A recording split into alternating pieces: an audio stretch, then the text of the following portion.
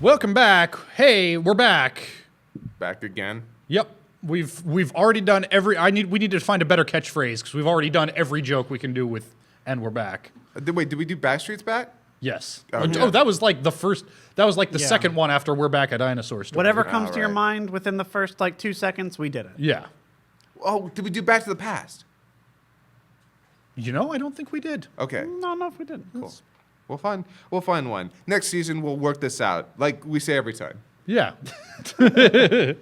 Welcome back to the finale, the season finale of Anime FMK. We're here. I'm Ben. I'm Scott. I'm Kieran. We're gonna talk about the finales of A Place Further Than the Universe and Killing Bites. Then we're gonna do some season retrospective. Just talk about our fallen friends. We're gonna tell everybody what we're marrying. And then we're going to take a break, shut it all down, go eat some food, and then come back and do the fuck buddies. When are we telling people what we're marrying? When we get to it. When we talk about that show. Yep.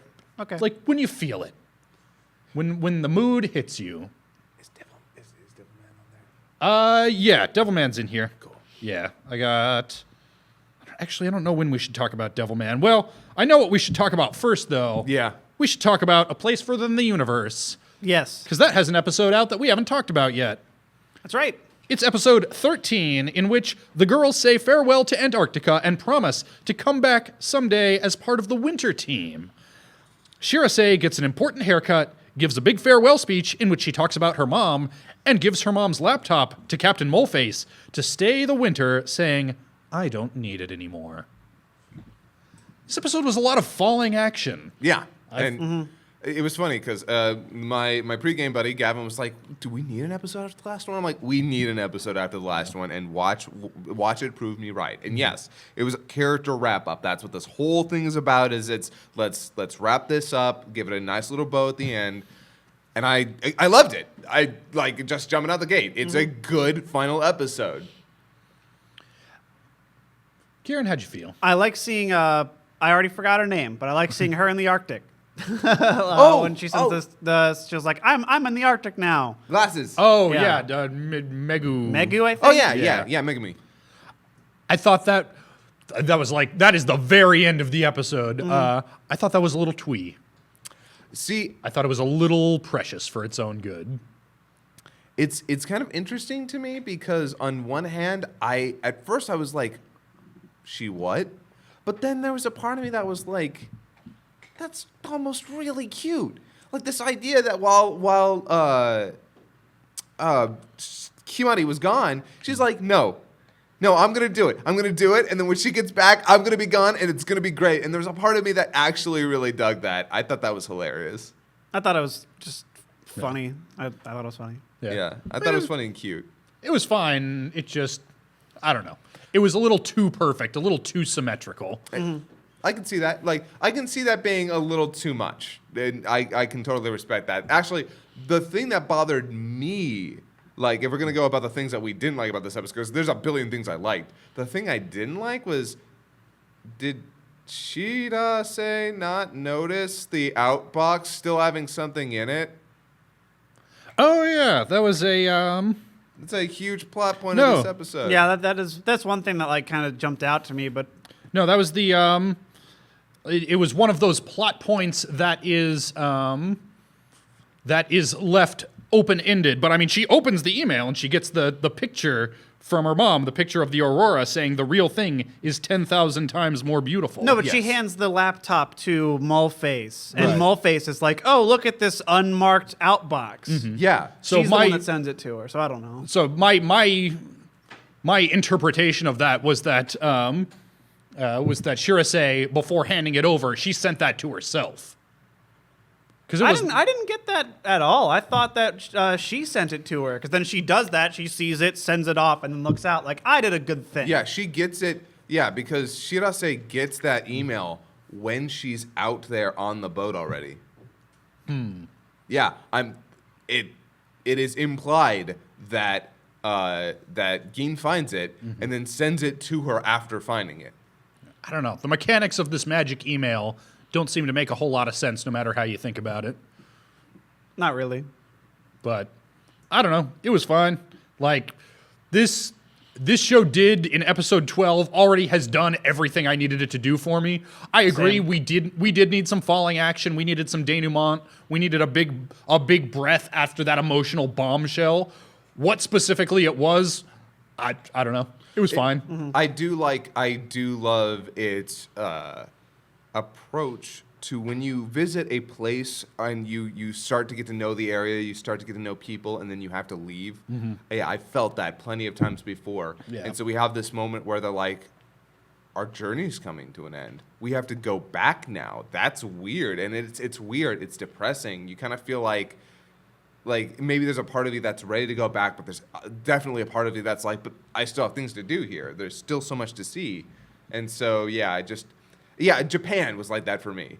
So this resonated really well of, yep, it's time to go home. This is our last day here. What do you even do? Yeah, I liked seeing it. So the episode opens up on almost a little montage of just their daily life there and just showing like this has become routine now. They are a part of the expedition. They are a part of the crew. They're just living their daily lives out there. I like that. I appreciated that.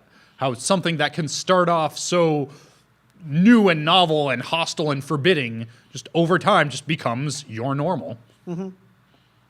I don't have a whole lot to say about this. I honestly think the show could have ended with the last episode, and I would have been fine. I personally would have. I like this whole wrap up because I feel like it's not just. I feel like by doing that, it would have made it all about Shirase. And while I feel like Shirase is the most interesting character, and the story is largely about her, Kimari is our guiding character, and she needed something after that, and that's what we also got some of that. Her coming home, her journey comes to an end here, and that was to me absolutely necessary. Yeah. It was Sam going home to Rosie Cotton at the end of Lord of the Rings. Yeah.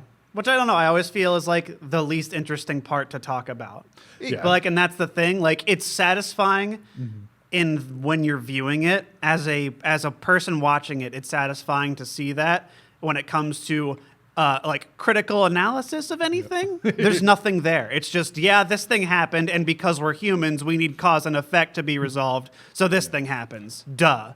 Like, and that's, I don't know. It's just like, okay, everybody got to wrap it up. So it's not bad in that sense. Yeah. It did exactly what it needed to. I think that was good. Yeah, I'm right there with you. Like, that's why I'm sitting here struggling to think, like, I've got my notes here. I can tell you all kinds of things that happened. They play a baseball game. That's fine. That's a fine scene. Yeah, like they did it. But yeah, this show has already reached the greatest emotional climax I could have ever asked of it. Everything else is just like, okay, and we're done. This episode did give us one of the best scenes in the entire show, though. So, I mean, obviously it was worth it all for the scene where Shirase becomes surrounded by penguins. Oh, yeah, that was really cute. But they stink. But I'm happy. But they stink. But I'm happy. It's a great scene. And That was cute. Yeah. I did like Shirase's speech. I thought it was a nice bookend to the speech she gave when they were setting out, where, like, by this point, it's like, let's talk about my mom for a hot second. Let's talk about the person we all lost. And the journey that I've taken, and just how much more natural and whole she felt. Also, she gives a big ass smile in this episode. That was nice to see. Like, she cuts her hair. Yeah. Like, I have a few weeks back in Ancient Magus, I was railing against this epiphany therapy. This is such bullshit in fiction. In this show, it felt earned. Like, it's not trying to say like, well, everything's all better now forever, but she had a good day. Yeah. I think we did need to see that. I love that speech. That speech hit me hard. And again, you're right. It bookends that first speech. I remember we originally talked about it's a little bit weird that she's kind of going out there. No one's talking about the fact that it's the daughter of one of our members who died. And here it's reverent. It's beautiful. It shows her growth in a very natural way. And again, I felt like this episode was necessary, and that's another reason that was so good. And at the time, we sort of speculated about why didn't they talk about the mom, and maybe it was just as simple as they didn't feel it was their place. It was her place to bring it up if she wanted to. Yeah. And now, after this entire journey, now is when she can talk about it with people. I like the one dude in the crew coming up to what's her face saying, "Hey, can you sign my CD? I'm looking forward to your show." But that's like, I guess that was the most we ever got of her like development. Yeah, she gets a scene with her mom, and her mom's happy to see her, whatever. Yeah. But her going, "Oh yeah, like I guess people want to see it." That's what I got to think about. Yeah, she didn't like as a character, it felt like her story was pretty front loaded. It was pretty much told in her first couple of appearances, and after that she was part of the group. Her dynamic with the other characters was interesting, but she didn't have much more growth after that. She was a walking plot device to get them to Antarctica. Well, and they just front loaded it to go, "Hey, you care about her? Okay, now we're going." Yeah, it should also be noted that when she came into this, she was the second most, if not the most mature one there, in terms of being able to handle herself, understanding the situation. She was easily, she was kind of the most adult one out of all of them. So development on her front came not from growing as a person, but growing in terms of their relationship, being able to open up to other people. So that's why we had a lot of episodes about her becoming friends with everybody, and I liked that. But even that was like right around the halfway mark of this story, and then after that, her arc is pretty well concluded. I don't think that's a bad thing. It's an ensemble show. We've got 4 characters to balance. I feel like she got enough time for me to care about her. Yeah. But yeah, I don't think they needed to belabor any of that. Yeah, and again, they all are fantastic characters. They all served this story amazingly. Yeah, and I think I think like as we're going, because I do have my whole list here, I don't think we need to like leave this and come back to it later during season recap time. I think we can just talk about the show as a whole at this point. Sure. I think that feels like the more natural transition. I think so too. Yeah. I love this show, you guys. This show is amazeballs. Yeah, what do we say that we haven't already said? It's the show. What the show did that surprised me the most was how well it consistently, every single episode, it felt like it was written by a human. And so many interactions in fiction and all over the place can feel like somebody overheard people talking, or maybe doesn't talk to people much, or isn't very well read. This is the best example I can think of in a modern show of dialogue that feels so organic and natural and relatable. Like, yes, I know people who do X, Y, and Z. I know people and like how well they convey the minutia of communication and body language and everything. And still being entertaining and The whole original and time. creative and cute. Yeah, that's a hard balance to strike, because a lot of people can write very human dialogue, but it just it can come off as boring or trite or just. This show manages to to make characters that are just above the threshold of being normal people, but way below the threshold of being like, characters. We're not getting like my. God, the shit I hate the most about the Marvel movies is we're not getting everybody who's a fucking supercomputer of wit. Like, I hate that. And we're not getting that here. You're just getting people talking like they do. And but they make it so entertaining, and they make it so fulfilling when everything comes together in this really organic interactions with everybody. Yeah, as much as I love Aaron Sorkin, it's nice to have people talk like people. It is. Yep. I think, like, obviously the animation's fantastic. Madhouse, if I haven't sucked your dick hard enough by now, you're really good at what you do, Madhouse. And I love, like, I'm familiar with Madhouse largely for Hellsing. I've probably seen other stuff that they've done. I don't know. What would you consider some other, like, Gaiji. Okay. Oh gosh, I actually should know this. They worked on Overlord, which also looks really good. Shoot, I know Madhouse has actually done a lot of things. Yeah, they've done a bunch of stuff. One Punch Man, which is also very, very well animated, regardless of how you feel about the show. Gosh, if you sat me down, I'd list off like a billion things that here's Tyler. Hunter x Hunter? Yeah, they've also done Hunter x Hunter. But yeah, and one of the best parts about the animation in this show isn't just the character animation, though. That is spectacular. One of my favorite things is the background stuff. Oh, yeah. They're masters at background action. The amount of jokes or just the story being told if you pay attention to the background is insane. But yeah, the point I was is that like when I think Madhouse, I think Hellsing, Hells, like all these crazy, wacky, One Punch Man. It's really cool to see that amount of talent going into a show that is grounded and real, and seeing how much a talented animation studio can bring to telling a story like that.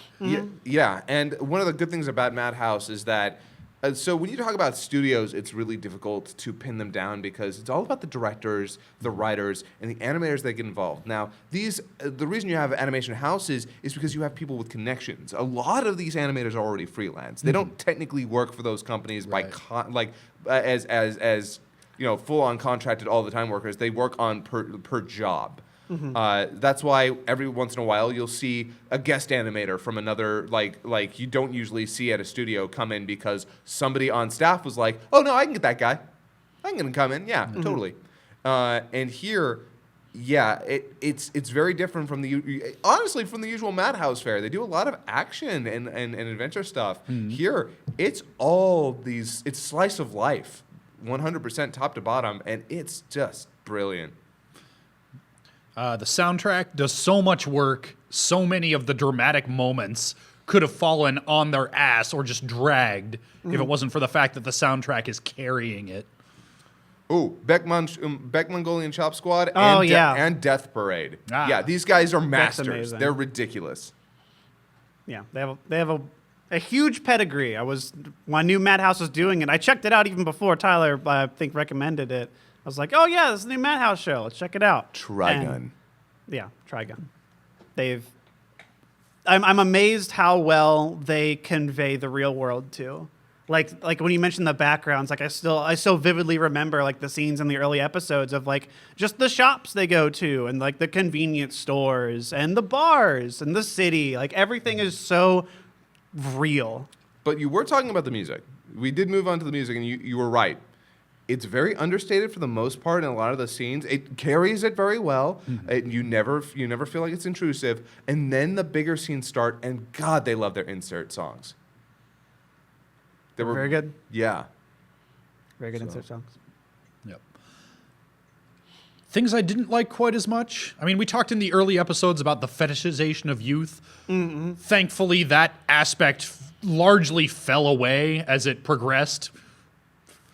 Good. Yeah, I did not expect that to stay there for very long. She expresses her concern about it, then expresses her delight in it, and then it moves to the background pretty quickly. Yeah. There were a couple of off episodes pacing-wise, just like episodes that felt transitional where not a lot actually happened. Not many of them, but a couple. The one where they first set out. Here's the thing. So it's kind of interesting. It took them forever to get to the Antarctic, but I'm not too surprised that it did actually take them that long.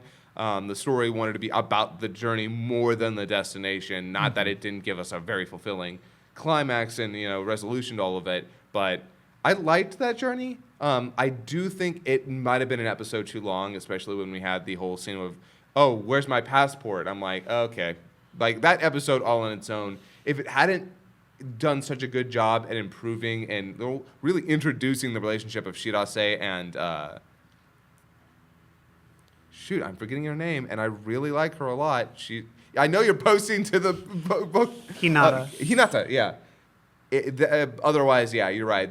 It gets a little bit like, yeah, we know it's a journey. Come on, let's move it up a little bit. I wouldn't have cut a single episode. Yeah, I think it was necessary. Like I liked seeing the interact. Again, it's all about these people, and you got there. I think an episode longer in Antarctica would have been too boring. Yeah, I don't know. Yeah, I absolutely agree. I would not have cut an episode. I just think that there are a handful, like maybe only 2 episodes in there that I wouldn't have cut because that would have just been jarring. It would have been too quick. But I wish they'd found a better hook, a better skeleton to hang on them. I can respect that. Yeah, just like some kind of character, like there's the episode where they lose the passport. That one could have been just a total transitional, like, whatever. But because they found that story to tell within that framework, like that's one of the highlight episodes as far as I'm concerned. Same. Yeah, I wish that more of those transitional episodes had felt like that. Yeah. That they'd found a character story to tell. Yeah, I feel like the weakest one was probably the boat. Like the first time they're really going with that. Yeah. Oh yeah, that was a little bit because they kind of kept doing it like showing the same thing over and over, which I get that you really want to hammer home the problem. Yeah. But yeah, I remember by the end of that being like, okay, that kind of felt like they were repeating themselves by the end. Yeah, and the conflict that they tried to have, the story that they tried to tell was this tension of, do they have enough funding? Are they going to be able to go? And then that story didn't go anywhere, and it didn't feel real to begin with, because it's like, dude, boat is right there. They're going. Why are you trying to make me think that they might not go? Well, I know, because there was the concern that they might not go at first, but when they got to the boat, then it was a matter of like, okay, so do they have everything that they need? Are they going to be okay out there? And they admit, like, the reason that story paid off for me was they admit to it, like, yeah, we weren't sure. Yeah. And that paid that off for me, because it's like, oh, okay, that was actually a problem. So Yeah, but it's not like they're gonna, and you know, this can be a limitation with stories. You know that Superman's not gonna die, but I know that they're not going to get out there and go, well, funding's cut, we don't have enough food for the summer, turn around and go home, kids. yeah, you're not wrong. You're not wrong. I said this early on, I thought that was a contrived problem. I never liked that to begin with, and probably because exactly that. You know how it's going to turn out. It was just a way to make the girls worry, which, hey, to that regard, it's good to introduce some conflict with them, even though you know what the resolution is going to be. But, yeah, it probably could have been handled better. But that being said, like, those are I feel like those are such minor problems with the show. Yeah, I mean, they are and they aren't. Just because the heights that this show reaches are so fucking high. Yeah. And I'm sitting here, like, we talk about, and there's been a lot of speculation on the Discord, what are you gonna marry? And those are like the edges that you have to consider. Like last season, I wound up marrying MMO Junkie because over my other top candidate, which was Inuyashiki, because MMO Junkie was so consistent.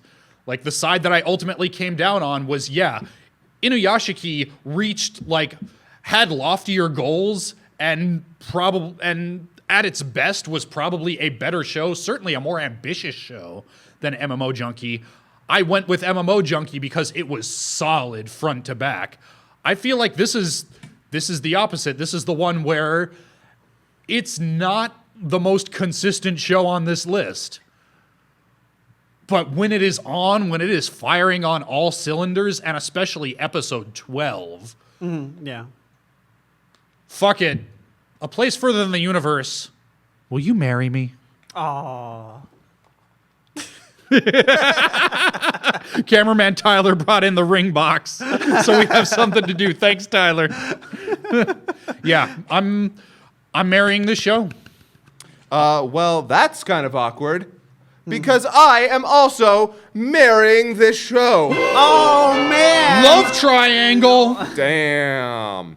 Nah, I mean, it was kind of obvious to me. About halfway through the season, I'm like, okay, yeah, nothing else is going to be like this. Like, I saw all of Hakumei Mikochi, and I loved it, but... You know, and I saw all of Ancient Magus. I saw all of Killing Bites. No, this is the one. This is the show. I'm marrying this show. There's no question. I cried at this show.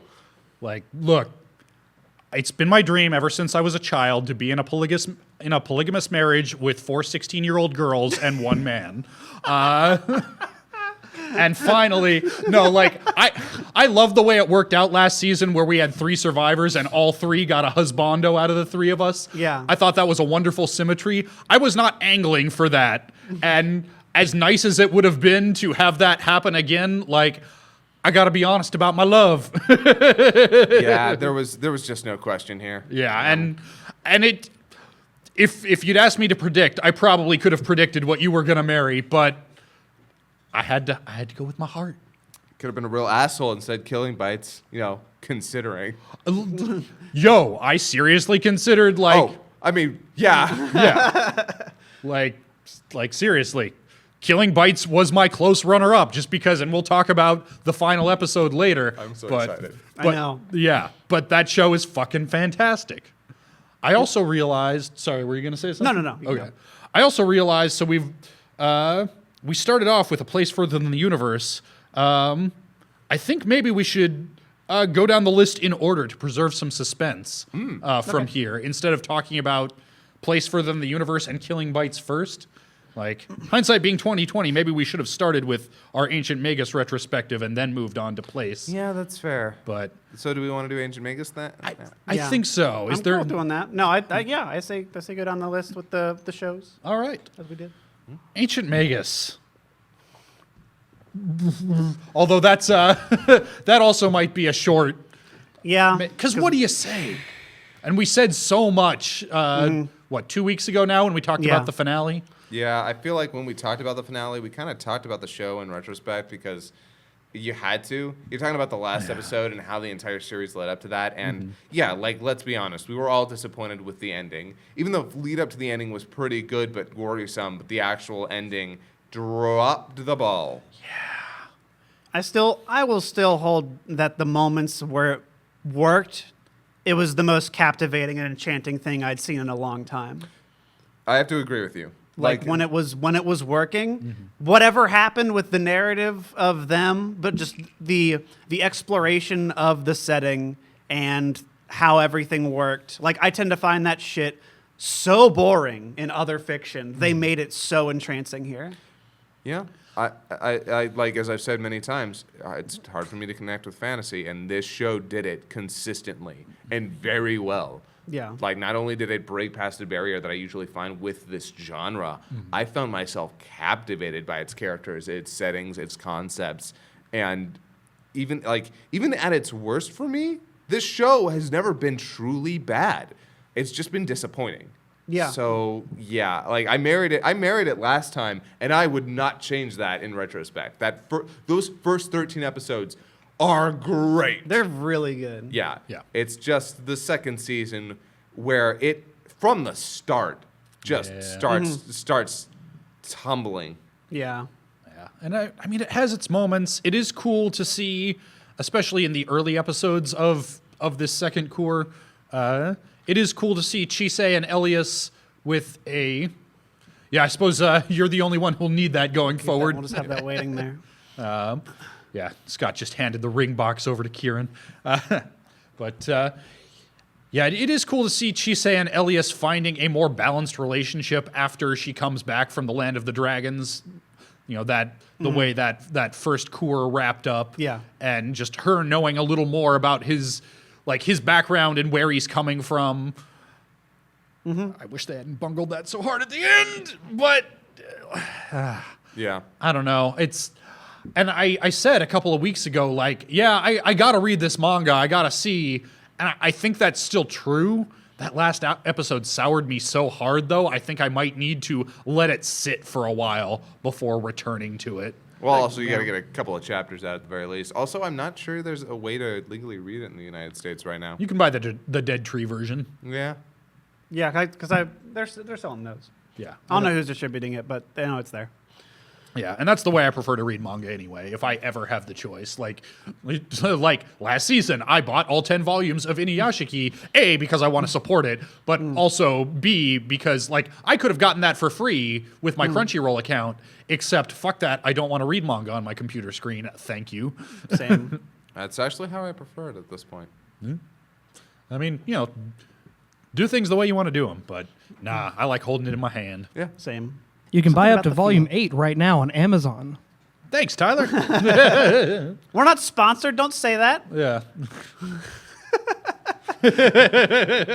Amazon, that's the kind of shilling you can get without a sponsorship. Imagine how hard we would whore for you if you did sponsor us. We might not tell people how shit you are about getting your streaming anime out on time if you sponsored us. No, we'd probably still say it because Amazon Video, you suck. Our lovely friends at Amazon Video, they must have had something on fire. You know they're trying their best. Yeah, Amazon Video, worth waiting for. Oh, wait, we're not not sponsored. Fuck you, Amazon Prime, and get your shit together. Yeah. How long did it take Killing Bites to come out this last 6 days. No, Yeah, it was almost a full week. Yeah. Yeah. It was out in the UK, no problems. And I Yep. imagine it's the same version. Yeah, that's the thing. Like shit happens. If I thought that, oh well, you know, there's an ocean, there's a language barrier, maybe Japan just didn't get them their shit in time. That can happen. No, we know for a fact that wasn't the problem. Yeah. Yeah. But anyway, that's Ancient Magus Bride. It feels like Pretty we kind much. of. Yeah. I don't know what. Oh, do we hold up the thing? Do we? Oh, you know what? We never did hold up the thing. Well, you and I, for Place Further Than the Universe, for the record, I mean, we married it, so you got obviously. you got the ring. Yeah. We don't even need to. We shouldn't even be holding these up. But Yeah, for you, but for the sake of argument, just in case it was Kieran really wanted to pointless, knife and it. I hated this ending. Yeah, No, it was great. there you go. yeah. And then for Ancient Magus Bride, so Ancient Magus Bride as a whole, we have to make this decision, don't we? Would I feel like he did that with the last Yeah, episode. I mean, yeah, I don't think we do. Like we hold them up for episodes, and we're not talking about an episode here. We're Yeah. just looking back on the series. I'd recommend the series. I'd still recommend it. I'd recommend. Yeah, if you just want to throw that in there, I still recommend it too. Yep. I know you have the caveat of stop at the middle. Like Yep. I'm kind of here or there on that. I could have just stopped at the Phoenix episode and been fine and just go, and then you read the manga. Like I don't know, but Yeah, and all I in hope all, that's true. I can't say that with certainty. Manga readers, let you get down in those comments. Let us know. Yeah, Yeah. I know a lot of people that do read the manga were pretty frustrated with the adaptation. So Yeah, I when I was when I was watching the episode, I'd like go to the comments and then I'd see like they cut this out, they cut that, and I'm like, actually that sounds really interesting. Why did they cut that? And then I realized, oh, because they had 13 episodes to get through all of these chapters because they had a certain place they wanted to stop, and that's why everything feels rushed and disjointed, and that sucks. yeah, I still think the Christmas episode was fun. Oh yes, Yeah. Christmas episode's like one of the best of the show. Yeah, I like that one. Yeah, that might be the highlight of the second cour, Yeah. in my estimation. But next on our list, this might be another short talk here. Oh yeah. Hakyu, Hoshin, Engi. Oh, is it this time? We watched what? 3. I mean, 'cause yeah, I we guess we had to to. watch. Yeah. We're so this show, possibly more than any other, is proof that we're doing things is the reason why we're doing things different for the Yeah. spring season. For those who don't know, since we change our minds every 15 minutes, we are gonna wait until there's at least one episode of everything out before we put up the spring 2018 poll. Specifically because Hakyu, Hoshin, Engi made it onto the fucking list on the strength of Kieran's good memories of a different adaptation. Yeah, pretty much. Yeah. I enjoyed a bit of Soul Hunters I saw. It's like, I want to see where that actually goes. Oh, you'll see it. You'll see everything. Let's fucking Oh my go. God. Yeah. No, it is the worst show I have seen in a long, long time. And I'm glad. I'm not glad, but I'm at least validated to hear that the fans of it also hated it and Yeah. specifically cited the pacing. They were like, what the fuck is this? Yep. And I don't think you can do when you already have a finished, I believe, manga. Why? What Yeah. happened? Where did you do this? They I probably, don't know. Well, now what I suspect happened was they got a 26 episode order. Yeah. And they couldn't break away from that. Yeah. So they're like, well, shit. Guess we'll Which- just. Berserk 97 got 25 episodes, and they picked the best part to adapt. That is the most standalone story, and they knocked it the fuck out of the park. Yeah, I would have much rather just seen that and then goes, okay, let's test the waters. Do you guys want to see more of this? I don't need we're going to get to the final battle. We're going to show this at the beginning of episode 1 because we know the people are watching want to see it, right? This show sucks. Yep. It's Junji fun. Ito Collection. Also sucks. So, actually, these next 3, this is great. These are our 3 ostensible locks. Oh my God, yeah. Yeah. This is why I like having the concept of locks, even though sometimes it seems we're still talking about how we're gonna do our fucking locks for next season. I think we'll figure it out. I off like camera. the system you came up with. If that Yeah, means anything. I like the idea, but yeah, but I do like the idea of having our locks and having those firmly declared, so that we can see at the end, hey, how'd we do? This season we didn't do great, but that's also because we tried to second guess things. Well, and Kieran, you did 2 locks because you had Devilman as well. Yeah, and then- ostensibly, yeah. And everyone was like, oh, we might as well just do it anyway. Okay. yeah, well, and Scott, you did too because you had Cardcaptor Sakura, and then that didn't work out. No, I had 2 flops. You only had 1. Yep. But yeah, Junji Ito was I only have 1 flop, but it is 100% flop. 100% of my locks flopped. Got killed. Yeah, I don't know. I don't think I hated this quite as much as people who went into it with expectations. I like the episode that got killed, like where it finally got killed all the way off the list. I think I was a fuck on there. I would have kept watching it. I wasn't sad to not watch it. I wanted it dead so badly. I cannot know. tell you how badly I just wanted to kill that show because it was disappointing me on multiple regards. I had said from the very beginning that visually this show was utterly unappealing. I didn't even dig the music, and the way it was telling the stories just ultimately made me want to read all of his manga. And then sometimes made me not want to read his manga because I'm like, that story was dumb as hell. And that's bad. You should not be making me not want to check out the author's original material with this adaptation. That's the sign of a really bad adaptation. Yeah, the strength of his work really is in the detail. And this show never got that right.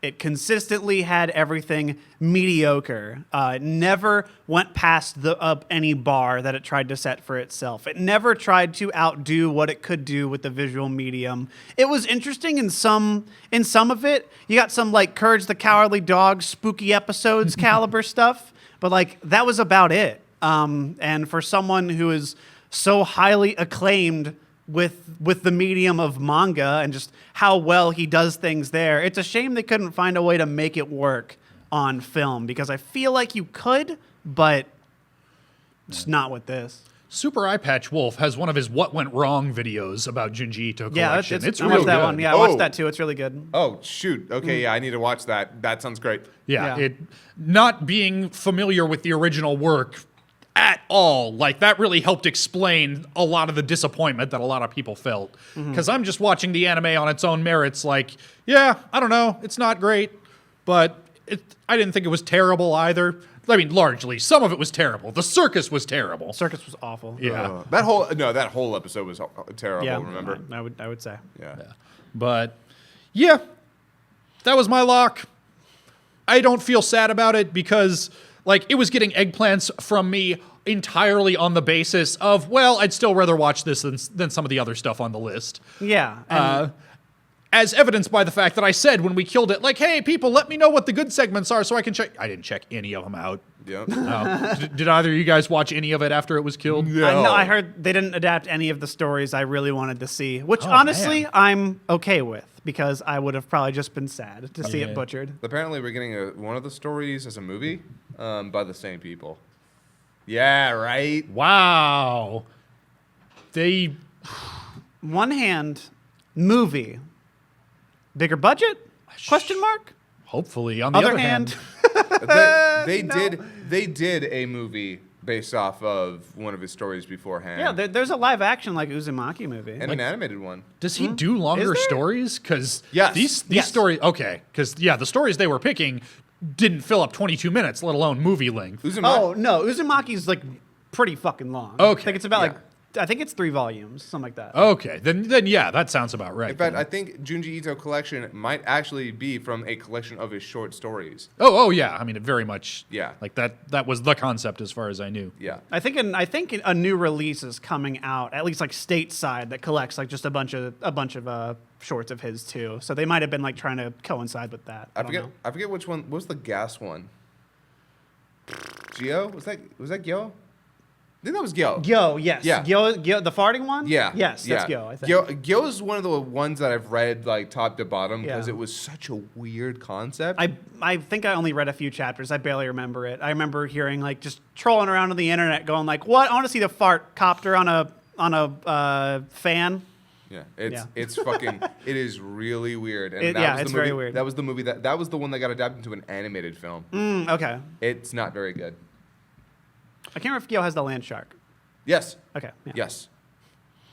Speaking of things that are not very good, I'm not just talking about this tablet, which is fucking up. I'm also talking about Kokkoku, rounding out our trinity of disappointing locks. And here's the thing. This was a total last minute, like, we had just decided. In fact, yeah, we sat down and watched the first episode together, like, right before filming, because we just decided, like, yeah, Cardcaptor Sakura, the no sequels rule is there for a reason. Scott, do you want another lock? Sure, we'll watch this fucking thing. Yeah. Clock Stoppers, the animated series, turned out to be Yeah. really disappointing. Like, I have very little to say about it. It was animated very well when it was animated, and it had some compelling ideas that it absolutely did not want to do anything with. Oh, sorry. Yo, you go ahead. Like, unlike so many other things, this one had a clear ambition and seemingly a vision of what it wanted to do, but that direction was so far askew of what it could do comfortably. I think it really tried to stretch further than it could handle. And it really did stretch. There were Yeah. just too many episodes of nothing happening. Like, a lot of the plot points I thought it could have been really compelling if it had been paced better, but that is absolutely the worst problem with the show, is its pacing.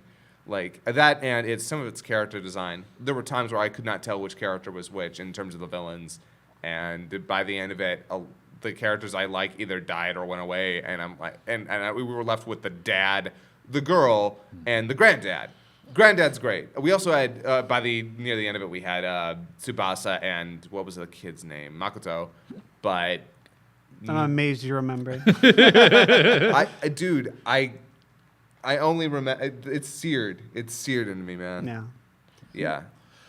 I try to keep up with the discussion in the Anime FMK channel on the Discord. Some people, actually, the Discord people, the Discord folks have a fan poll every week where the audience can vote on what they're fucking and killing, and or just mark down if they never watched in the first place or if they already dropped it in previous weeks. Yeah. And there were some people who kept on watching Kokkoku. Seemed like nobody liked the ending, even the people who stuck with it up to that man. point. I heard it was real bad. Yeah. So Anime News Network, I did decide, like, oh, hey, look, they have a review of the latest episode. I'm going to check that out. And people were not happy. Yeah, I mean, I have occasionally glanced at the Anime News Network reviews of stuff. I try not to watch reviews or read reviews or stuff before we sit down here because I don't want it to sway me. But anytime that I've read the Anime News Network stuff, it's always very well reasoned and well expressed, but their opinions do not tend to jibe with ours at all, so I don't worry too much about what they're saying. That's true. Like, the person writing about Citrus. Yeah. No. Yeah, that is the one where I'll wag my finger and go, no, you're doing a bad. Yeah. Most of the time it's like, different people like different stuff, and people who are interested in our opinions can go watch us, and people who want to read your stuff can go read you, and it's fine. Yeah. Yeah. But when it came to Kokkoku, again, it had a lot of stuff that I really liked, a lot of concepts that it always seemed to either barely give you any of that or just throw them out. Like, no, you wanted that? No, fuck that. We're going to give you this. Here's the heralds. Oh, great, cool. The herald with a really cool design, and then you ruined it by making multiple of them. Yeah, it was cool when you had the one looming threat, this weird eldritch monster. Oh no, that's how you make the mysterious, the most uncool thing. Give it to everybody. Yep. And then explain it Yeah, in great the worst. detail. Hate it. Yep. As you've so often pointed out in one way or another, it's a high concept show that doesn't trust in its own high concept. And that sucks. Let's talk about something that sucks less. Let's round out our... I think this is the place to talk about Devilman while we're talking about locks. Devilman! Sure. I was the sole knife on this. I've sometimes wondered if that wasn't a little harsh. You see, so me and my pregame partner Gavin, he just finished it like a couple days ago, and he has no idea how he feels about it. And guess what? When I finished that show, I had almost no idea how I felt about it. But the thing that I came down on was it is definitely not perfect. It is way far from perfect. But it's so neat. Like I won't lie to you, as a concept piece, as an art piece, it's amazing. Yeah. It's so interesting. It does such creative things with the visual medium, and its music is. Its music is incredible. Yeah, I've listened to that soundtrack I don't know how many times. Yeah. And in terms of the story, it's brave and weird. So at the end of the day, it kind of sucks in a lot of places. But the stuff that works and the stuff that jives and the things that it tries to do are so much more than other shows that I have seen in the last couple of years that I can't help but love it. This flawed bastard child is beautiful and Absolutely. creative, and Yeah. What do you do with something that's ambitious but clumsy? I think that's always a judgment call. Like, In my eyes, I will always want to see something that's ambitious. I'm much more lenient with the execution. I want to see what you can do with it. Like this is someone who, coming from Yuasa, who I've already seen multiple. I think I've almost seen everything he's done now, including like all his shorts and shit. And just so already coming to this, I knew what I was going to get visually and kind of conceptually what he likes to do. He likes to imbibe everything he has with this big element about humanity. He's always concerned with like, okay, crazy shit's happening. How does that relate to this person? How does that relate to the guy watching this? And he is always concerned with getting this message that is a really like primal thing, like just loneliness. This you belong, even if you're weird, even if you're flawed, and you don't have to be angry at people for such trivial things. And just the way he introduces like the hip hop elements, all this other shit. He is doing something with this material that he so loves and grew up on. I love seeing it. yeah. I think the last episode was like felt so rushed, felt so mile a minute. And on the one hand, like that is a criticism, obviously. On the other hand, like the little things that it was showing me, like, hey, here's this island with devils in a test tube, like that gave you an impression of, oh, this is stuff that probably got a whole lot of space in the manga that they just didn't have room for. All seemed like cool ideas. Like, I wish I could have seen those stories told, like, given the space. I wish this could have had a second season, or a third season, or however long it needed to take to tell the story. So interestingly, As opposed to Hakyu, Hoshin, Engi, which had the same problem, but did nothing to make me want to see any of what it was showing me. Sorry, go ahead. Sorry, it's fine. You were absolutely right. I went to read a lot of the manga, and yeah, there were chapters dedicated to that stuff. On one hand, I totally agree with you that last episode was too fast. On the other hand, I'm wondering. I have to wonder because with Yuasa, I have to wonder if this is the story he wanted to tell, the version of it he wanted to tell, or whether or not he had to just cut things for the sake of like, yeah, I don't have the time. That being said, that was the worst part of it was, yeah, at some point it just lost all semblance of trying to tell a well-paced story and then just goes into the crazy stuff at the end.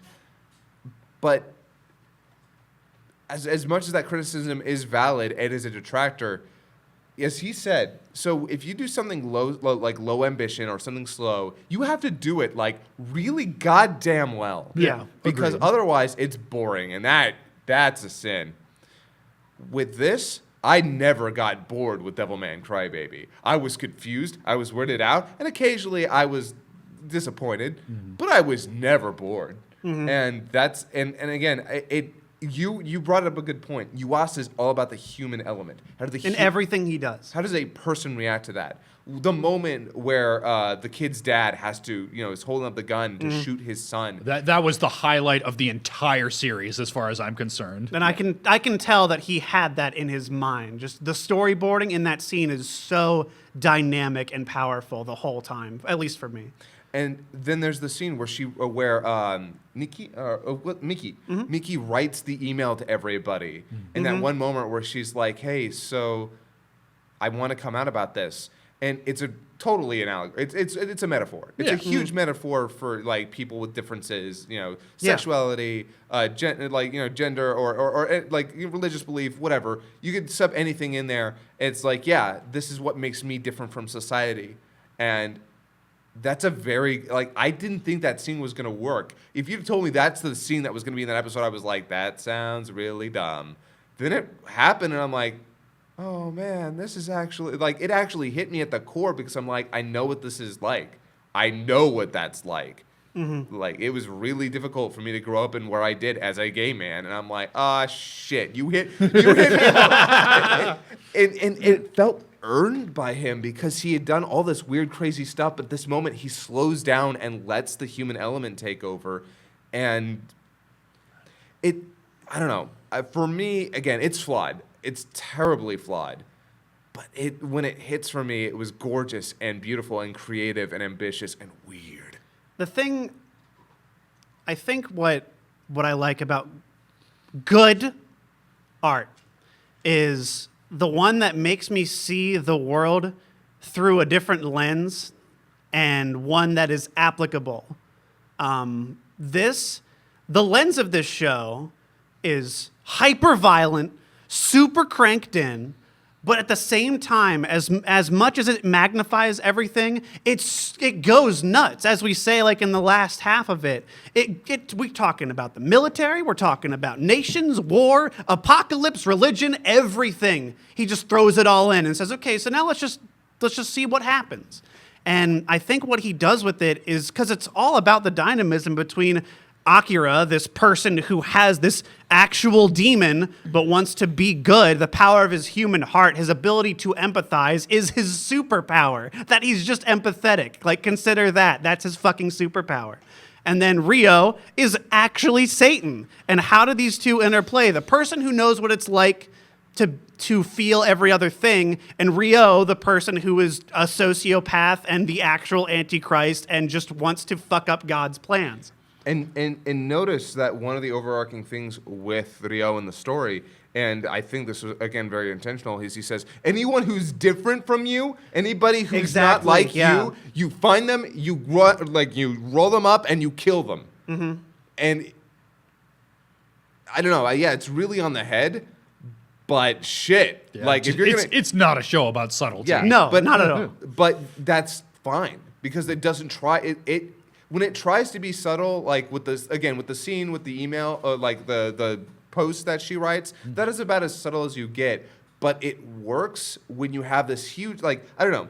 It's hard to talk about it, the smaller aspects of the show, because we could be here all day. Yeah. We did that. Check out our Devilman Crybaby full review. But yeah, I thank you for bringing up the humanistic element of that, because that is a huge part of this work, and I think that is the thing that kept me grounded. Yeah. And the thing with Devilman is that is something I consistently come back to. No show has had a more impactful imagery on me than this. And for a visual medium, that's the most important thing. I want to see something that's visually stunning, undone anywhere else. And you will never be able to do this live action. You can't. You can't do something like Yuasa anywhere else than the animated medium. And, like... I'm sure they've tried. Yeah, I'm sure you'll get stuff like that. There are some live-action Devilman movies, but they don't do, like, Yuasa stuff. It's organic, bubbly shit, just the way he does things. Yeah, they try to do it closer to Gona Guy with an early 2000s flair. It actually didn't look too bad. Yeah, it was okay. But this is just so radically different. And I think with that... Aw, shit. Oh, damn. Devilman Crybaby, will you marry me? I'm so happy Please. for you both. Thank you. I hope I don't end up as half a torso at the end of the world. Or if I do, at least I'll be next to Ryo and we can kiss. But I wanna sum this up with one statement. This is the reason I love this show, is why you're my favorite abridger. It's flawed. It's one person's vision, one person trying to spin a million plates, but you know that those plates are all connected at the root. And even if some of them fall off, you know what they're trying to do. And the most iconic thing you can do, the most you can do with anything on this world, is just leave your fingerprint. Like you always say, leave something that's you. And this is so distinctly one person. And yeah, you got a bunch of people working on it, obviously, but this is what you also wanted to tell as someone who grew up with this and really loved it. And as someone who also is a creative, I can't do anything but respect that and love it too. I'm going to say the word auteur and feel smart for doing it. Yeah. Well, something else that you've also said, Kieran, is that the worst something can do is bore you. Yes. Oh, Devilman never did that, but oh god, Hakata Tonkotsu Ramens did. Cardcaptor Sakura. Oh yeah, we can talk about Cardcaptor Sakura. Sure. Watch the original. Okay, cool. Yep. I mean, if we're gonna talk about stuff that not all of us here watched, After the Rain's fucking great. I watched all the way through it. I can now definitively say that it tells a great story front to back, and I think if it had won the poll, I think we would have had an extra survivor at the end of this season. I love it. It is wonderful. I was worried about it in the beginning. All my fears were for naught. It tells a great story. I love it. It's great. Go watch it. I'm going to watch it. Maybe we can do a bento bite about it. Yep. I would love to do that. Let me know if and when you find the time in all of your copious free time from watching all of the 18,000 other series that we're going to be watching soon. I'll put Overlord 2 on hold and I'll just watch After the Rain. Yeah, folks at home, you can tune in if you're watching on Twitch. If you're watching on YouTube, this will already have happened. Tomorrow at 1, we're going to sit down with our list of shows for this season, and we're going to picking teams for dodgeball style. We're each going to pick 7 shows to watch the first episode of, and next week we're going to come in and we're going to compare notes, and that's when we're going to put up that poll. But meanwhile, Hakata Tonkotsu Ramens. I did not care for the show. It's a bad show. It's not even a bad show. It is aggressively average. It is so middle of the road. It is the most bold 6 out of 10 I can think of. Yeah, it had a lot of really kind of neat ideas and then just kind of played them very mediocrely. It's like it suffered from a lack of ambition, speaking of ambition. And you can do that. You can do that. Like, MMO Junkie was not an ambitious thing, but it knocked it out of the park on execution. Yeah. This is not ambitious, and the execution is just eh. You know, I'm not gonna lie to you. If that first arc that we'd watched had been a film, and it literally, and I know this is gonna sound shippy as hell, if it had actually been about a love story between Banba and the Hitman girl, and it like kept everything else, like the whole subplot about with all the different characters, and just made it a movie like an hour and 50 minutes long, you probably would have had a quicker, better paced, higher budget, better looking action flick about the mob death. I mean, here's the thing. We watched, 6 episodes of that show? That's like a movie length already. Yeah. So I don't think it would have been any different. It might have been like 15, 20 minutes shorter, which would have been an improvement, but I still don't think I'd give a shit. It probably would have looked a lot better. Because I'll say one thing about the show is that while it was visually okay, it never impressed me. There wasn't a single scene where I felt like the action was really good. They could have done some cool things with camera angles, backgrounds, actually had some good like cinematography.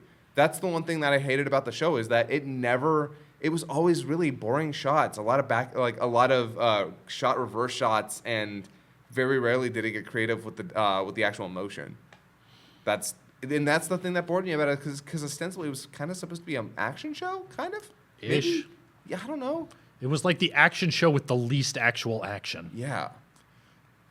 If you want a good assassination anime, watch Heat Guy J. Oh, yeah, I've heard of that. Yeah, I've heard of Heat yeah. Guy J. Yeah. But yeah, I have nothing to talk about the show with other than Banba is a terrible character. Yep. Hitman Girl was the best part of the entire thing. And I still liked the Revengers as a concept and some of their characters, but they never got to actually like be a part of anything in the little bit we saw. Ninja Dude could have been cool, but nah. If you kept watching that shit, let us know if Ninja Dude ever got cool. Yeah, did Ninja Dude ever get cool? I hope so. Yeah, right. Citrus.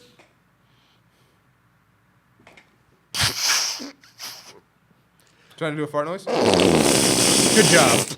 Very good. Very good. I was as bad at making a fart noise as Citrus is at telling a love story.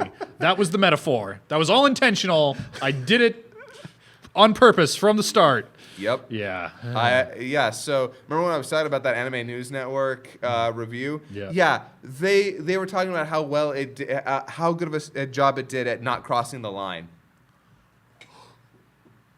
No, After the Rain did a great job of not crossing the line. They danced around that line a little, and they never crossed it, and it was beautiful. Yeah.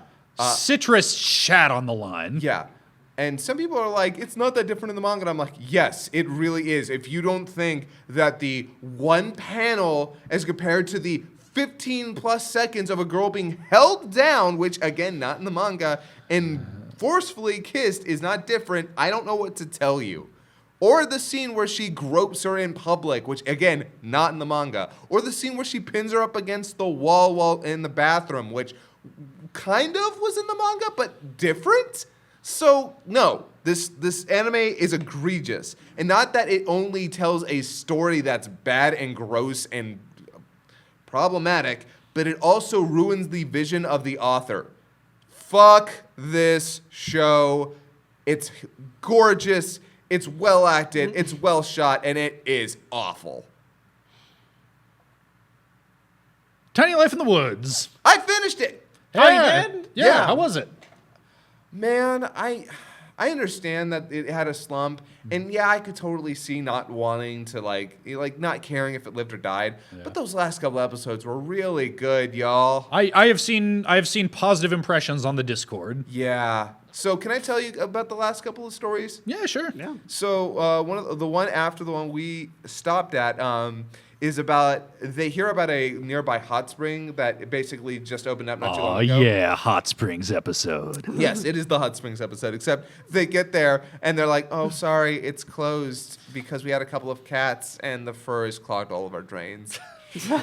Which, first of all, that's funny. Second, so they're like, oh, okay, we could have really used that. We've been working really hard lately. So they go home, and on their way home, it gets in Hakumei's head, wait a second, I could build us one. So she builds them a little, and here's the cool part. She cuts off a root of a bamboo and then cuts it in half to make it a nice little like bath for them both to sit in. Oh, yeah. And then, they drain the water down into it, and it's this really cute little episode about how you cut down a piece of bamboo as if it were a tree and make a little hot tub out of it. And that's the first half of the episode. The second half of the episode, a woman shows, basically, so they're out and they're coming back home and they see a daikon radish pass them. So when they get home, they see that it's being signed for at their home under the name of Mikochi. And it's this woman who has this dark, short hair and a familiar face. It's Ayune, Mikochi's sister. And as it turns out, she's come to visit Mikochi. And they don't get along very well because, as it turns out, Ayune is a playwright who spends all of her time working on that and kind of only that. So she's bad at cooking, she's bad at cleaning, and guess where Mikochi picked up all of her habits? Oh, okay. She had to pick up after her sister who never helped around the house. And as it turns out, that's given her a bit of a complex. She's a little frustrated with her sister. And so when she comes by, her sister also has a problem with spending money.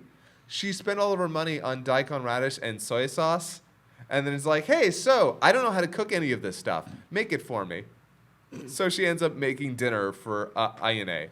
She's a big imposition. She's rude. She's selfish. But you can tell that they still love each other, but they're incompatible. So near the end of the episode, Hakumei is fucking having none of it. In which, by the way, there's a great scene at the dinner table when she's like, "We are eating daikon radish. It is hot right now. Eat it while it's hot." And so they both proclaim, "Man, she's a lot like Dad," which, again, it just makes me love Hakumei more. So Hakumei is having none of it. Leaves, goes off to the hot tub while they sit down drinking some whiskey together. And she's like, "Why did you come?" And she's like, "I just wanted to come say hi." And the entire episode, she's been lying about why she came. And Mikochi is like, "You're lying, you're lying." And she's like, "Yeah, I'm lying, or I'm telling the truth. I don't know." And then so she's like, "Okay, look, is there any reason you came? Not really. I guess I should get going." So Ayane, she's like, so she reaches into her pocket, as if to pull something out, but then just takes her hand back out and says bye with a wedding ring on it. Oh, shit. Oh, okay. And as it turns out, she's getting married to one of the guys in her troupe, and that's why she came by, to tell her sister. Aw. And I fucking was like, ah! It's so cute. It's like this whole episode, you get to meet her sister, and you can't get her beat on her.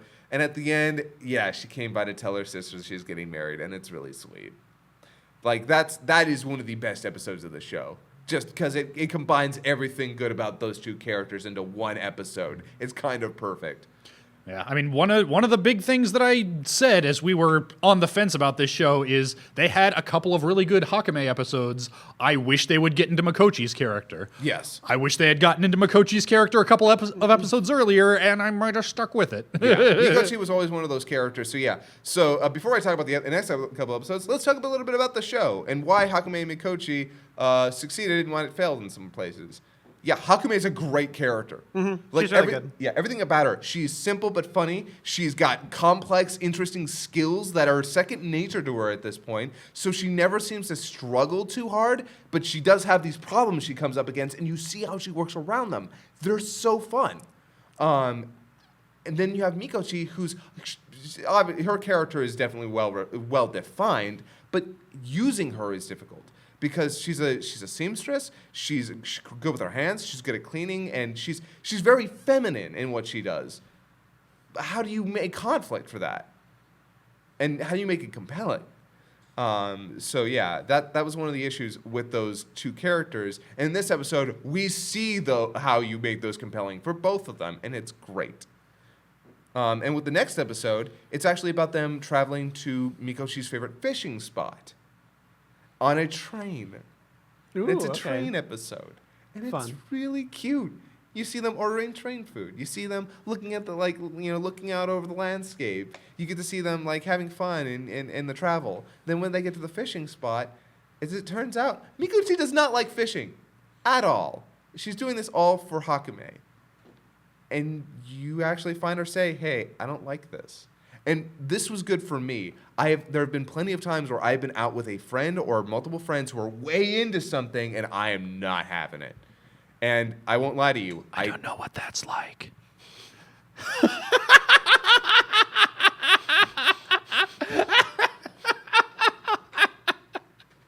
And so they said. And so for me, I'm not good with the outdoors. I don't like the idea of camping. I can hike, and if we have a nice cabin, I can do that. But I don't like the idea of roughing it. It's just I'm bad at it. I'll admit it. I'm kind of a yuppie. But here, it's good to see a friend tell another friend, "I'm not into this," and it's important sometimes, and they deal with that. And it's just this really nice little moment. And it's not the best episode, but again, it's got a lot of really cute, good moments and some character growth between them. And then the last episode is all about Hakumei's past. And if you haven't seen it, it's really interesting. It has some amazingly beautiful and funny moments. I would definitely recommend seeing it. Again, it's all about her traveling. Remember that traveling caravan with the wolf? Mm-hmm. Yeah. Yeah, it's all about that. Oh, okay. It's all about her traveling with them and about them trying. She finds out that they're about to pass a certain area, so they travel to that area so they can meet up. It's real good. I'm glad I enjoyed as much of this show as I did, because this is the sort of show that I probably would never watch if not for being on this show that we're on right now. Mm-hmm. That said, yeah, I would. This is another show, much like Junji Ito, that I said, like, yeah, tell me what the good ones are. You just did, and I'm like, they sound good, and I'm glad you enjoyed them. I would probably, in fact, I will not go back and watch them. I don't know. It's possible to recognize quality and still recognize that it's just not for you. Yeah, I totally respect that. I think when the show was at its best, it was at the beginning.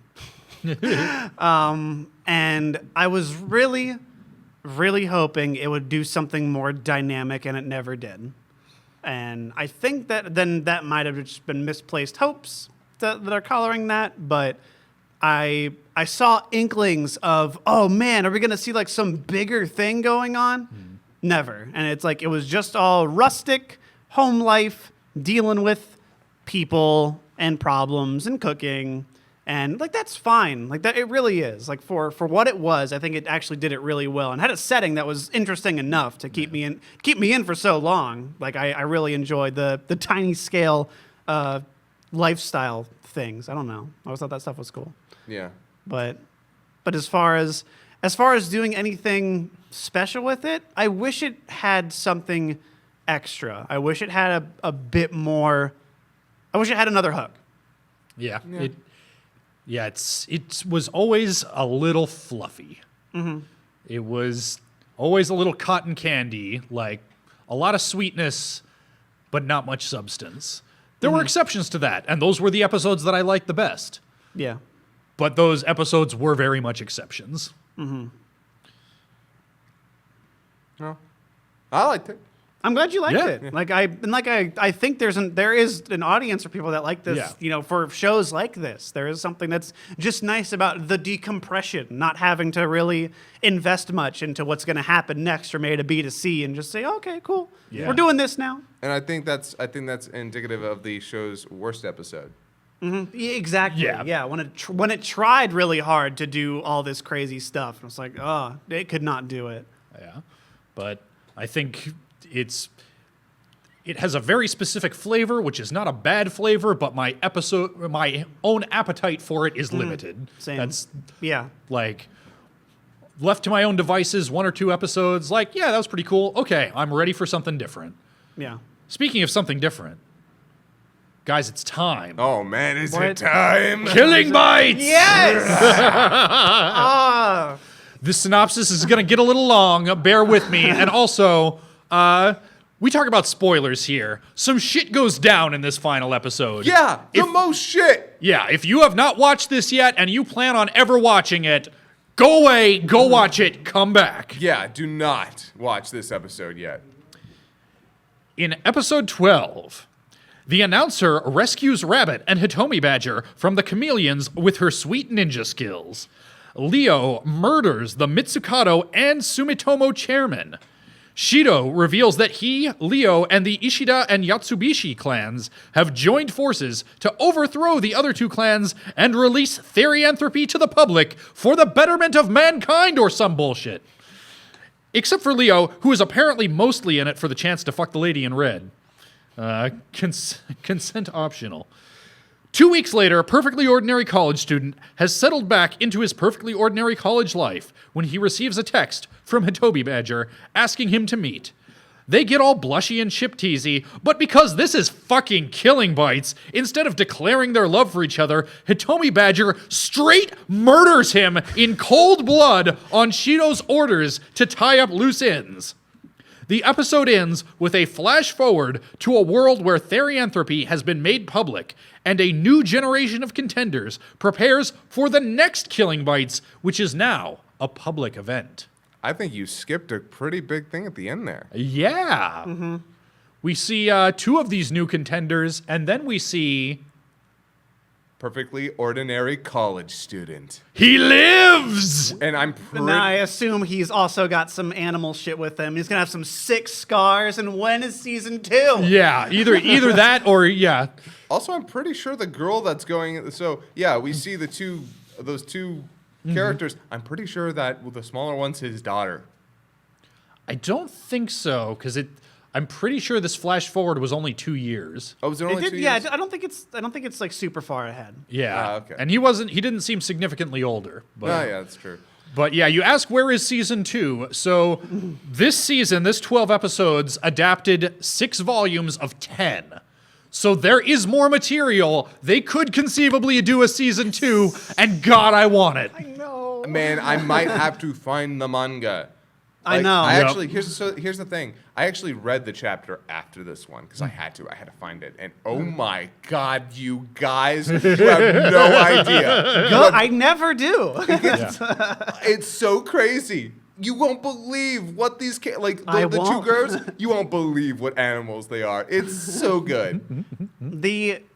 Okay, so this episode had a I think a sufficient ending to the Destroyal. Yep. I think everything kind of wrapped up in a way that I can't really imagine a more fun one. I like Hitomi getting up and then like again falling over, and then announcer girls showing up. Yes. Yep. So good. And just stomps these chameleons like the little bitches they are. Oh, it's Because introducing them as a threat after Pangolin and the Destroy-All, Yeah. that was always kind of anticlimactic. And so just having them mopped up, zero effort, was fine by me. I love her just showing up with the camera, like, you just won. What do you have to say? Wait, what? What? Who won? Like, Yeah, she's basically periscoping this shit, and it's Yeah. great. She's like, I'm gonna go out there and do this shit myself. Yeah, I am a professional, and I will. All y'all bitches don't even know. I want to know how she got there so fast because that's amazing. Yeah, no, that scene works for a lot of reasons. Just because we've already seen her be awesome, so to see her come in and be awesome, like in the moment, and then just I love that character. I don't know. This whole episode is A+ for me, except for maybe one moment that's a little weird. Yeah, I'm not sure how to feel about that. Okay, so there is a scene after Leo murders the Mitsukado, Sumitomo or Mitsukato? Which one? Both. Well, yeah, he murders both, but which one's her granddad? The Mitsukato guy. Yeah, Mitsukato Yeah. guy. Basically, dude. murders him because he's like, yeah, nah, but you don't get it. We are running this now, and if you're gonna continue to be this kind of shithead, you're gone. Yeah. And for Leo, it's basically like, no, I deserve to rule. He's got a king complex, and he's like, I'm gonna run this shit. I did like, I wasn't sure about it at first, but so the lady in red, she walks in, sees her grandfather's dead body, Oh yeah. and Shido says, oh, your grandfather died of sudden heart failure. He's lying in a pool of his own blood. With a gaping wound. And at first I'm like, what the hell is this bullshit story? But then I realized, no, he's telling her, this is the story we're telling, and this is your chance to get on board. And if you do, things are going to be cool. Yeah. But if you're not going to get on board, let us know right now. Yeah. And she is not down to get on board. So the thing, though, is that Leo kind of undoes his pants and forces herself on her, and the angry zoo books that accompanies it makes it actually way worse. Yeah. Great. So It's accurate, but way makes it worse. I don't understand why this is a problem with every other thing this show has done. I'm like, sure. I was just laughing. Like, Oh my God, they did it. It's just the idea is using rape as a way to cement Leo as a full-on villain here, as well as it would not have bothered me if it weren't for the Angry Zoo books. The Angry Zoo books makes it just kind of awkward and weird, where I felt like it was, I don't know, like it. it's hard for me to tell because I'm experiencing the show the way I'm experiencing it. I sort of feel like if I was watching this just for my own enjoyment, that I probably wouldn't have had a problem with it until hindsight. Because it is such a funny scene. I was oh my laughing God. so hard. I'm like, oh my God, it's happening. And the zoo books. Because I'm watching it for this show, I am watching it with a critical eye.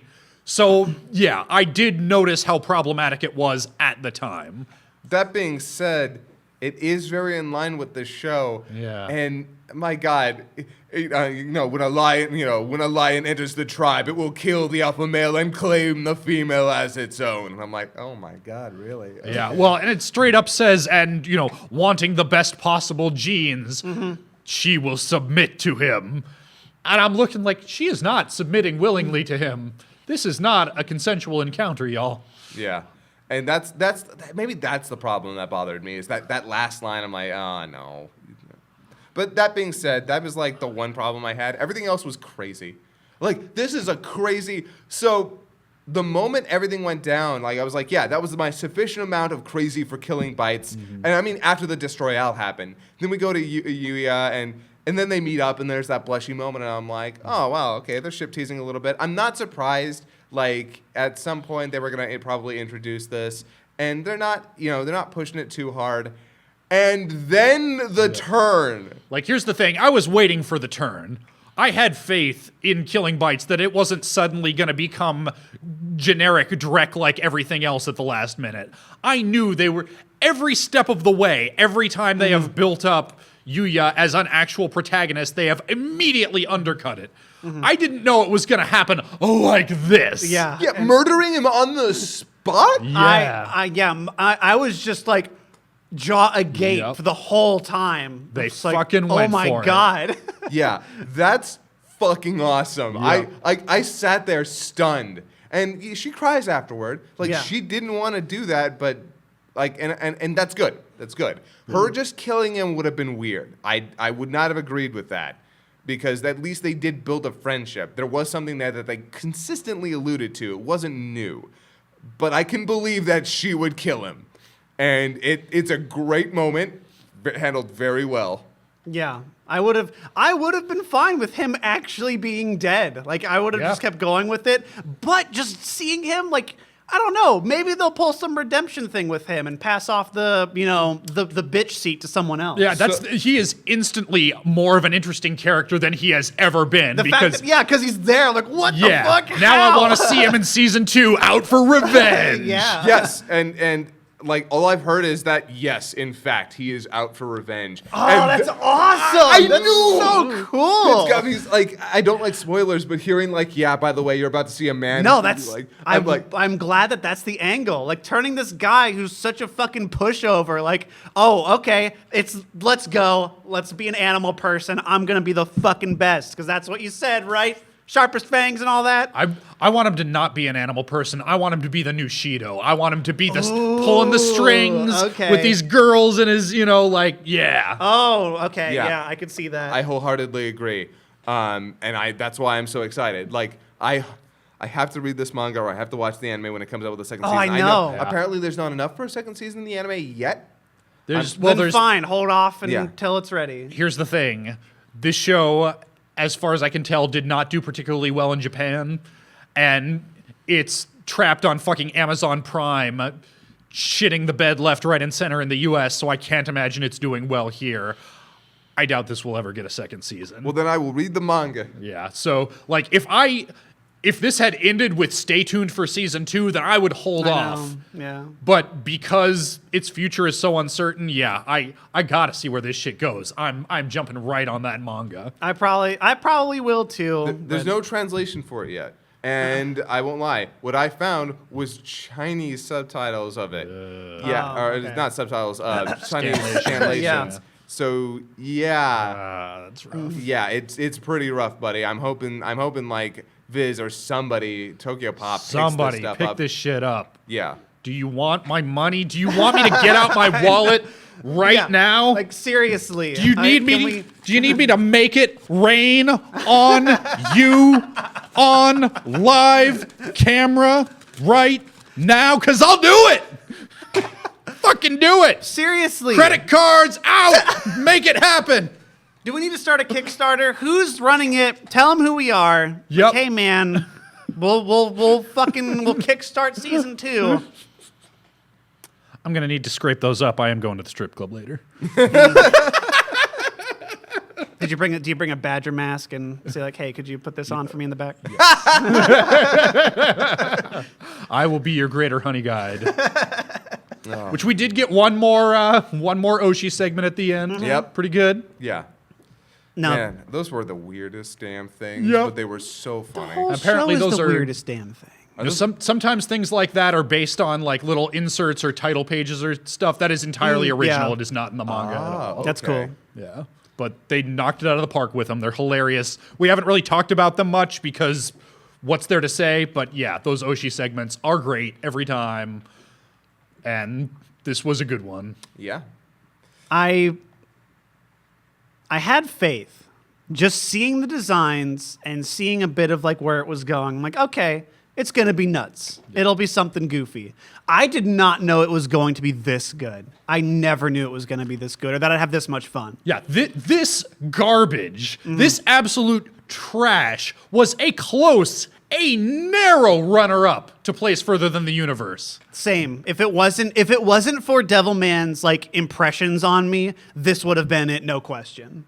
But I will still so fondly remember all the insanity of killing bites, and I am preaching to everyone I know. Like, Yeah. Fast and the Furious is like the what I consider this most analogous to. It is the shit you go to just drink soda, have your popcorn, probably drink some other shit too, do whatever you want. It's such a fun ride the whole way through. How about the fact that we kind of skipped over this?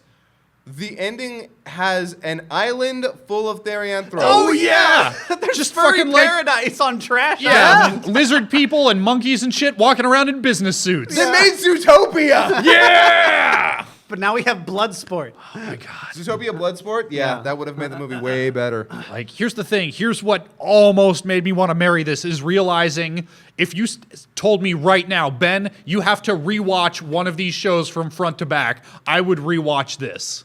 This is the one this season that I would right now sit down and watch again from the first episode. Yeah, like I know Grant hasn't seen it. I'm gonna be like, dude, I want to watch it with you. Let's go. Like I would totally do that. You know, we haven't talked about this at all. So, we all have a show that we married. Mm-hmm. This is the show you'd fuck. Oh, that's Oh, what. That is what. Oh, trust me, you are not the first. Over on Discord, as people have been speculating what each of us are going to marry, every time the subject comes up, somebody says, "I don't know, killing bites is real good, but I think killing bites is the mistress." Yes, it is. That's not the one you bring home to mama, but that's the one that you get down and dirty in a dark alley with. Yeah, citrus is the body that I have in my backyard. Devilman's a pretty dirty too. I don't know if I'd be happy bringing that home. My dad loves Devilman. He'd be okay with it. But yeah, this whole show has been such a roller coaster with peaks that I would have never anticipated and such a clear tone Yep. that was always there. And it's never bogged down. It's always like the worst it gets is some subpar flashbacks, which even then I felt like they did pretty well. Yeah, Yeah. like even when they were only okay, they were over and done so quick that it's like, okay, great, next Angry Zoo books, please. I Yeah. agree. I love the show. It does everything well to be entertaining. And as we so often say, boring is like the most Damning. damning thing anything could be. Anything's supposed to be entertainment. Never bored. So wait, if this is the show that I would fuck, I think Hakumei Mikochi is just the show that I want to be good friends with. Yeah. Yeah. I can see that. Yeah. Yeah. You know what I don't want to be good friends with? What's that? Darling in the Franks.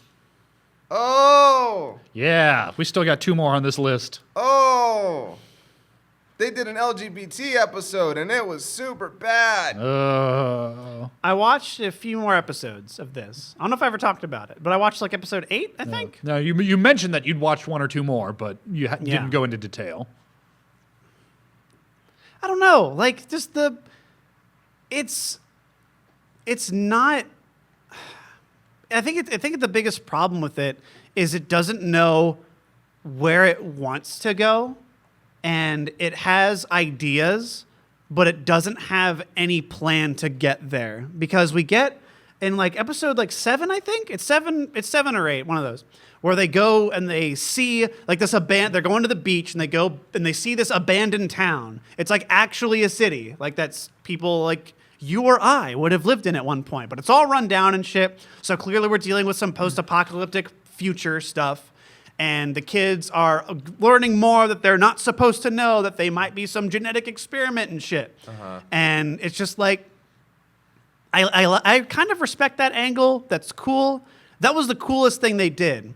But 15 minutes of that episode was fucking boring bullshit of just nothing, of people doing nothing, and them trying to pull around the last 5 minutes. And the show consistently did this with just nothing. Build up, problem, action, and no falling action usually. Just, and we're done. Yeah, I mean, my last couple of synopses were everybody spends the first act sitting in a circle talking about what happened last episode.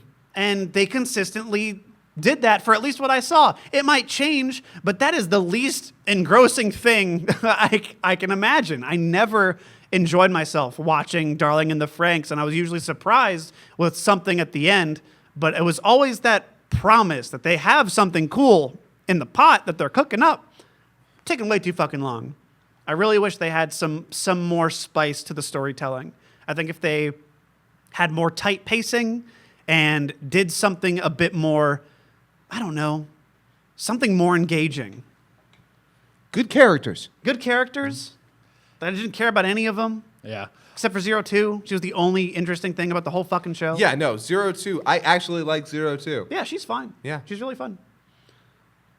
But man, like nothing. You know my opinion. Yeah. Yep. No, I have nothing to say about the show. We've already said it. We stopped it a while ago. It was really pretty when it wanted to be really pretty, and it was okay when it was just okay in terms of visuals. Apparently, you guys like the opening theme song. I don't even remember it. I don't remember it either. I like Yeah, it. okay. It's But yeah, like, a few people have on Twitter or YouTube comments or Discord have said like, why don't they on Anime FMK? Why don't they spend more time talking about the visuals? It is a visual medium, and you're not wrong. But I'm in it for the storytelling. The visuals are there for me to support that. So if the storytelling is falling off, I won't say it doesn't matter how good the visuals are, but they have to be really damn good to make up for poor storytelling. And these visuals were good. good visuals making up for storytelling. Devilman. Yes. Yeah, there you go. But yeah. You got to do something like that. This was not that. Yeah, these visuals were not nearly good enough to make up for storytelling this bad. Yeah. Yeah. Evangelion, it had problems with its budget and its time frame, but what they did was they went for very limited framing that was really good. Like, you can say anything about Evangelion, it is a very, very well composed series in terms of its totally. its a its very screenplay, pretty its show. cinematography. It's very good looking. It's limited, except for the moments that it's like, okay, we have to have this fully animated and big and bombastic. Otherwise, no, they were very constrained. Yeah. Here, it feels like they didn't bother half the time to really come up with dynamic shots that worked all of the time. Most of it was just a lot of normal framing and You just get the room shot. You get a few close-ups. You get the room shot again. You get someone coming in, then the room shot again. Like, that's it. Yeah, it's like we've kind of lost. And this is by people who know what they're doing too. So I'm not sure what the point of a lot of this was. Yeah, it's hard to diagnose, behind the scenes stuff, but ultimately I have failed to get captivated by what I think they wanted me to be interested in. Yeah. I can only care so much about shadowy dudes talking about shit, and I'm getting, middle of sentence, end of sentence. And for me to put all the pieces together. I'm not going to do that if I don't care about the characters. As I've said, I've already seen Evangelion. I've already seen all Yeah. this dumb bullshit. I've seen Evangelion, Gurren Lagann, and a couple of other mecha, and they all did this stuff better. I So love people saying, like, I thought Kira was the mecha fan. He doesn't like fucking mecha. This show is such dog shit when it comes to anything that's good about mecha.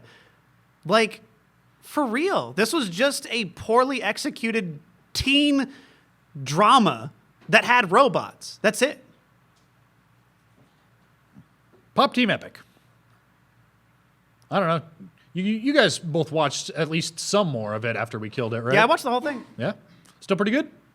It was itself. I loved it. I didn't need it to be anything more than what it was. I watched one episode afterward. I thought it was funny. I'm done with it.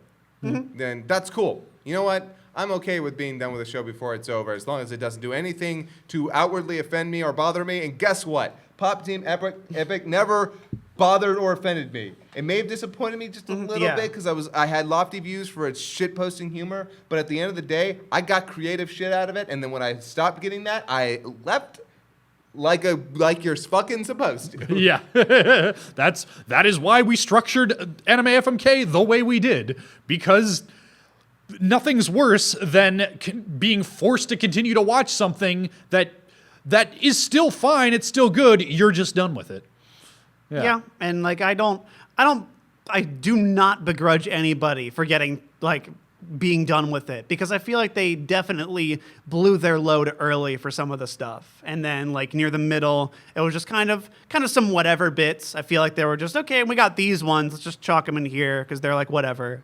But the ending was fun. I really liked the ending. The ending was good. I need to see the ending. The ending was actually really fun. All right. And I don't know. I liked the presentation the whole time. The music did a lot for me. I love that opening.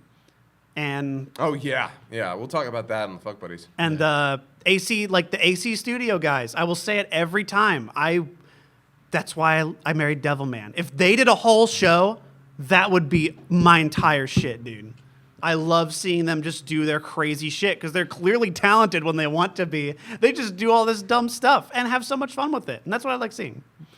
Probably once or twice a day, and this is probably mostly because I follow Tyler, but once or twice a day on my Twitter feed, I'll see some silly image meme where they take Popko and Peep-Me's faces and put them on something silly, and it's like, you know what? That's all I want, and I'm getting it on my Twitter feed, so I don't need to watch the show to get it, and that's fine. Yeah, and that really is, because turning this, what is a really very simple boilerplate stuff, humor, into a long-form show doesn't really work all the time. That fucking scene with the dance club and that dance and song she's trying to make a meme is one of my favorite from the show. I'll say that. That was amazing. It was good. I watched that in both versions of that. Both of them were pretty good. And that was another thing, like the both versions thing. I don't know if they got as ambitious as I feel like they might have wanted to with it, but some of the changes were noted and were fun. It would have been cool to have some like radically different stuff though, but that might have been out of the scope. Yeah, it sort of felt like they were in this awkward middle ground of, like, guys, if you just want to make an 11-minute show, then you can just do that. Yeah, I kind of would have preferred it. Yeah, or if you want to make the second half so crazy and so different that it's worth watching both, then do that, but you kind of didn't. Yeah. I felt like they kind of, they went to middle of the road with it. Then again, getting different voice actors. In Japan, that was probably kind of a big deal. Yeah. Yeah, like that's another thing which I feel like we reconciled, is that there might just be some humor here lost in translation that we're not privy to. Very much so. Like, that was my biggest problem with the show, was sitting here going, this is probably funny for someone. But I don't have the cultural context. I'm not getting a lot of these references. This is probably funny to someone, and they probably start their sentences with watashi. Yeah, I think it did what it needed to. I don't regret watching it at all. I had a great time. But it's definitely not for everybody. And I think with the threadbare material they had to work with, I'm really happy to see some of the creativity they pulled out of everybody they could to get some more of the memorable bits. Absolutely. I agree. And that's why again, like, I might have fallen out of the show, but damn it did some really cool stuff. And again, as we've said today, ambitious is better than boring. Yeah. I will say the song in the finale that was actually written and done by the actual author. I don't know if he's done any other bits for the show. Fucking great. It's really good. Cool. They use more of the plush like stuff. They do all like this whole like plush animation, like stop motion stuff. It's really cool. Nice. That's kind of what I wanted more of from the show, was, you know, the stop motion stuff, the Hellshake Yano with the flip book, like more stuff that breaks the medium. Yeah, really experimental stuff. Yeah, the stuff that was just, here's an animated short, but it's really weird and abstract and very, very short. Like, actually, I won't lie. I did the stuff where they tried to put Peep-Me and Popco in other scenario, like movie scenarios and stuff like that, is where it either hit really well for me or did not hit at all. Yeah, totally. And I think that was my biggest problem, is that I actually really like the segments with just them usually. So A lot of that relies on your familiarity with whatever they're referencing and what they bring to the table. And oftentimes it was just lean hard into the reference because that's probably some big cultural thing that we're not getting. Yeah, I mean that's something that was a real trend in Western kid shows, like in the '90s, like '80s and '90s. Like, hey, here's the Muppet Babies, where it's Indiana Jones, or you know, like I think that can work, but you've got to be up in that culture, and I'm just not. yeah. Yeah. Well, Oh, Is that all the shows? that's That- all. that it is- is? that Is is- that everything we watched? Yeah. that is everything we watched. Hey, Kieran, can you throw me the ring? Just throw it? The whole box?